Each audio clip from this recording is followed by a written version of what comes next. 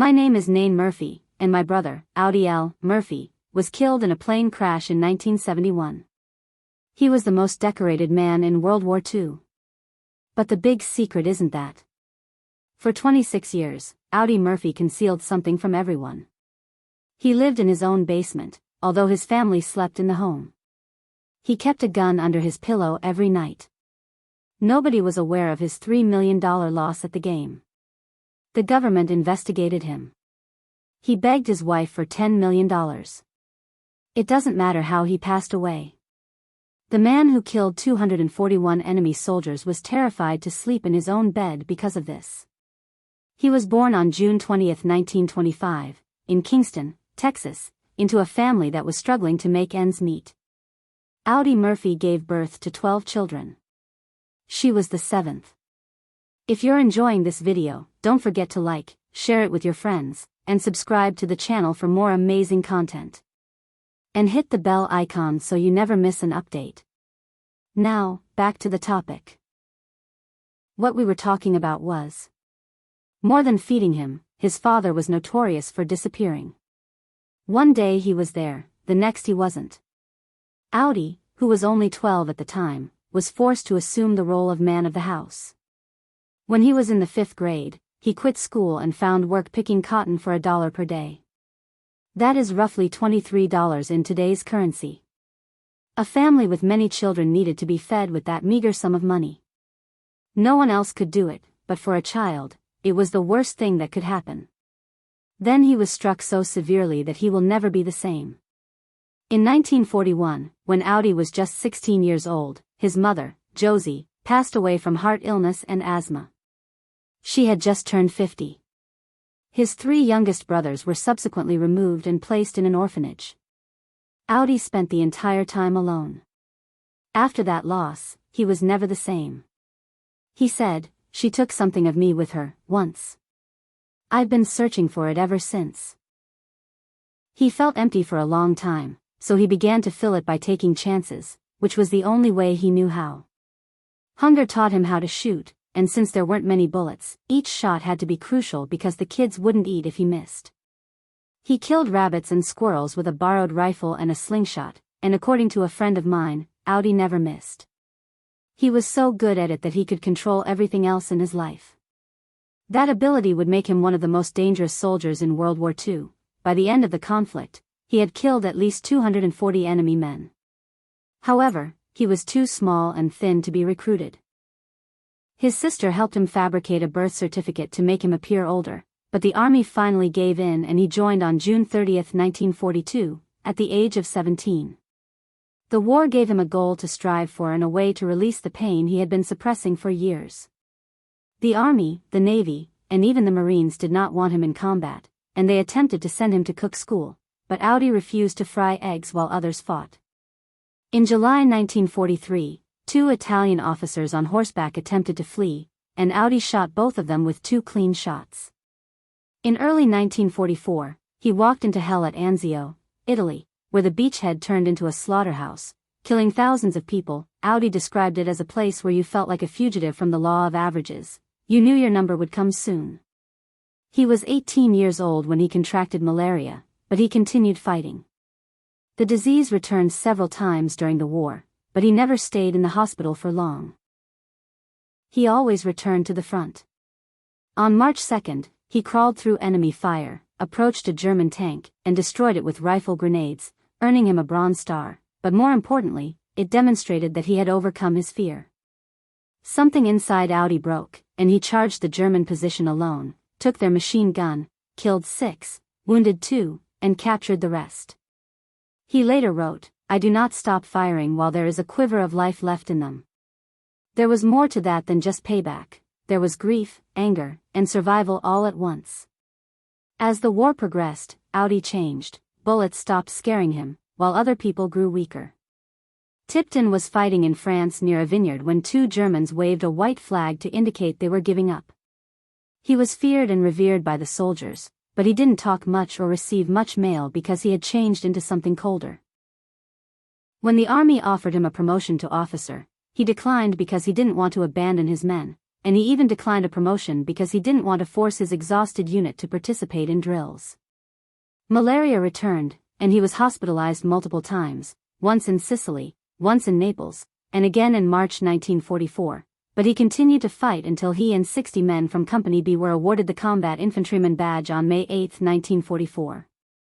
On January 26, 1945, a 19-year-old soldier named Audi Murphy stood between death and his fellow soldiers near the French village of Holtz. His unit, Company B, was nearly wiped out. The day before, 102 of the 120 men had died, leaving only 18 men standing. They were now up against 250 enemy soldiers and 6 German tanks. They couldn't even dig trenches because the ground was frozen. They had nowhere to hide, no backup, and no real hope. However, Murphy refused to give up, until the M10 tank destroyer was struck by a German shell, exploding in flames. The crew evacuated, and the fire was rapidly spreading. When the smoke cleared, Murphy had killed or wounded about 50 German soldiers, and he fought off an entire enemy attack almost alone, forcing the tanks to withdraw once they had no more infantry to help them. While others would have fled, Murphy climbed on top of the tank, grabbed the tank's 50 caliber machine gun, and began firing. The Germans fired from 3 sides, and bullets flew all around him, and he continued to fire despite his leg being hit by shrapnel. He used one hand to control the machine gun and the other to call for artillery strikes. For an hour and a half, Murphy fought alone, dropping bombs and killing enemy soldiers. Despite his injuries, exhaustion, and bloody appearance, Murphy joined his men from the front to finish the battle, which Abramsky later described as the most courageous thing he had ever witnessed. By the time he was 21 years old, Audi Murphy had accomplished something that no other American had ever accomplished. He had received 33 U.S. military medals, including the Medal of Honor, the Distinguished Service Cross, 2 Silver Stars, 2 Bronze Stars, 3 Purple Hearts, and even the Legion of Merit. He also received medals from France and Belgium, including 2 Quarter medals, which the French called him a Chevalier of the Legion of Honor. He gave many of these away, so the replacements are now in a museum in Dallas. The number 241 would always be associated with him. According to the U.S. Army, he killed 241 enemy soldiers, but other estimates go up to 250, including those killed by artillery he called in. Murphy refused to discuss this, saying, "I don't know how they know. I forgot to keep track. I would rather not know." He never boasts about his ability to feel. In fact, it made him feel bad. He once remarked, "War is the only thing I've ever found I was good at, which is a terrible thing." When that picture of a young, freckled Texan on the cover of Life magazine in July 1945 made him famous right away. He was asked by someone else how it felt to kill that many people, and he replied, "It didn't feel either way." James Cagney saw more than just a combat hero when he saw Audi Murphy on the cover of Life magazine in July 1945. He saw possibilities. Cagney was moved by the image, which referred to Murphy as the most decorated soldier. He offered Murphy a fresh start in the film industry, took him to Hollywood, and signed him to his production firm. But everything came apart in an instant. The Cagney brothers never handed Murphy a part, even after the contract was signed. They split up in 1947, leaving Murphy stranded in Hollywood. He didn't feel at home at Terry Hunt's athletic club, where he lived. He once remarked that the film industry felt plastic and unauthentic, unlike the combat. After he paid just $500, about $7,000 today, for a small role in Texas, Brooklyn, and Heaven in 1948, things finally began to move forward for him. Although it wasn't a dazzling beginning to his career, he appeared in almost 40 films and 1 television program. However, he was silently dissatisfied behind the camera and never believed he had what it required. "As an actor, I had one hang-up. It wasn't my skill." He told the truth. "I told the makers that they already knew I had made the same movie 20 times, he said to a San Antonio reporter shortly before his death. Then came To Hell and Back, the film that would forever define him, which was based on his autobiography and was released in 1955. He didn't want to play himself because he thought people would think he was cashing in on his war record. He even suggested Tony Curtis for the lead role, but no one else could do it justice. The process nearly broke him. Director Jesse Hibbs noticed a big difference. While Murphy did what he was told in westerns, he became obsessed with every detail in this film, instructing the painters to color craters to make them appear as though they had just been hit. There was no romance, no glitzy love story, just one man's war, and it made millions of dollars. The public loved it. To Hell and Back became Universal Studios' highest-grossing film, and it remained that way for 20 years until Jaws came along in 1975. However, as the film was doing so well, Murphy broke down and began to have nightmares again, the kind he believed he had left behind in Europe. Historian Max Hastings later described Murphy as an epic psychological mess. Reliving those struggles for moviegoers didn't help him. The film made him famous, but it also locked him into a Hollywood version of his life, not his own. Still, Murphy continued to write music in the background, co-writing 18 country songs with songwriter Scott Turner between 1962 and 1970. Their biggest hit, Shutters and Boards, was written at Murphy's ranch in 1962 and was about heartbreak and being left behind. It resonated with many singers, including Porter Wagner, Jimmy Dean, and Dean Martin. Another song was inspired by a moment of silence. Murphy once listened to the wind howling outside his California home and remarked, "When the wind blows in Chicago." He had a strong sense of rhythm and rhyme. In his narrative, he attributed his wartime poetry to a fictional soldier named Carrion. Audi Murphy was a movie star, a combat hero, and a representation of American valor. However, most people never saw the heartbreak, addiction, and emotional turmoil that filled his life behind the cameras and trophies. He wed up-and-coming actress Wanda Hurwicz in 1949. At the age of 21, she was full of optimism and fell in love with Murphy after seeing him on the cover of a magazine. However, the man she married was a wounded soul as well as a hero. Murphy wasn't safe at home. Flashbacks were violent for him. He had trouble falling asleep. Sometimes, when he was absorbed in wartime recollections, he would hold Wanda at gunpoint. The ideal couple was portrayed by the media. Although she was referred to as his little Hendrix honey on the news, she was actually quite frightening. He begged her to go from Hollywood to Texas, but he couldn't have a typical day because of his extreme mood swings and worry. She once remarked, "When I turned to kiss him, he was gone." The man who stood in his place was a stranger.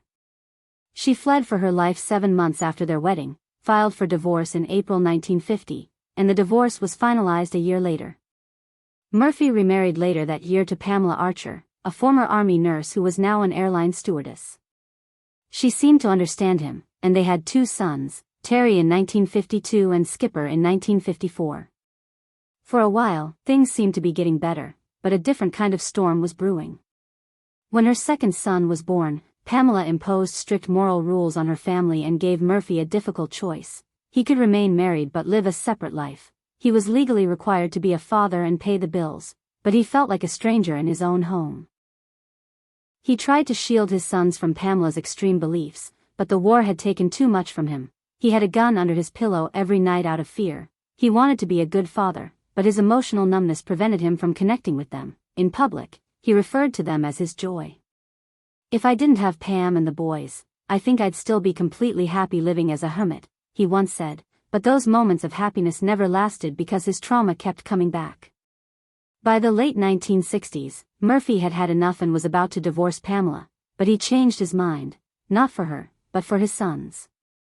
Fearing what might happen to them if he left, he stayed, but not in the house, but in the garage, turning it into a living space and living there in secret, so that everyone outside the house believed the family was complete, but Murphy was alone. "People didn't know I was living in the garage," he admitted in 1971. He tried to stay close to his children, but he was only a ghost in their lives. He was speaking to divorce lawyers just before he passed away. In addition to ruining his home life, Murphy's inner struggles also destroyed his finances, as he lost all of his money to gambling, an estimated $3 million, or more than $20 million today, and he would wager 5 or 6 figures at a time, wanting the rush, perhaps attempting to replicate the adrenaline of combat. He would not advertise cigarettes or alcohol to avoid misleading young fans, but behind closed doors, he was losing everything to an addiction he couldn't control. His PTSD wasn't just mental, it also caused him to become dangerously dependent on sleeping pills, which he began taking just 2 years after the war ended. He was so desperate to regain control of his life that he locked himself in a hotel room for a week in the mid-1960s to break the habit, sweating, shaking, and possibly experiencing hallucinations, but the fear persisted. Murphy slept with a loaded .45 caliber pistol under his pillow every night, a gift from the famous Western actor Gary Cooper, but he saw it as a shield rather than a souvenir, and his first wife had woken up with the gun pointing at her face. No place felt safe because, in his mind, the war had never ended. Audie Murphy's film career ended in 1968. He had been one of Hollywood's biggest stars, earning $100,000 per film a few years earlier, but now he was only making as little as $20,000 per film. Producers saw his desperation and slashed their offers, disregarding the fact that he was America's most decorated war hero. They saw a fading star. Murphy refused to accept easy money, and when cigarette and alcohol companies approached him with big deals, he turned them down because, "I couldn't do that to the kids." His morals came before money, and his TV show, Whispering Smith, had already failed in 1961. Due to financial difficulties, it took 11 years for his final film, A Time for Dying, to be released in the United States. Murphy claimed that because he was witnessing his pride being destroyed, it felt like he was an older sex worker. In order to survive, Murphy began looking for risky business ventures. In 1967, he invested nearly all of his money, $260,000, in an oil venture in Algeria, but the entire investment was lost overnight during the Six-Day War, leaving him devastated. By 1971, he was searching for any opportunity to pay off debt, even selling his beloved ranch to Bob Hope, but the money didn't last. He spent his days phoning people in an attempt to find deals that would save him. As if that weren't bad enough, the government also came after him. The IRS began looking into unpaid taxes, and when Murphy filed for bankruptcy in 1968, he had to acknowledge that he owed a lot of money. He said it was humiliating that the government that had awarded him 28 medals was now pursuing him for money. He said it was as bad as dying on the battlefield. This was the last straw, and there was no reprieve. A friend later calculated that Murphy had lost roughly $3 million in gambling over the years. It added up, and he was desperate, drowning, and running out of time. Nevertheless, he boarded a twin-engine Aero Commander 680 Super on May 28, 1971, for a business trip to Virginia. The pilot, Herman Lavelle Butler, had 8,000 flight hours on paper, but he had only 6 hours in that type of plane, and he was not instrument rated because he didn't know how to fly through clouds, rain, or fog, which is exactly what they flew into, and the weather turned deadly. The flight from Atlanta's Dalba Peachtree Airport was supposed to take less than 2 hours, but the weather didn't look good, but they went ahead anyway. Butler attempted to fly by sight in conditions that required full instrument training, but he lacked it, and he continued on.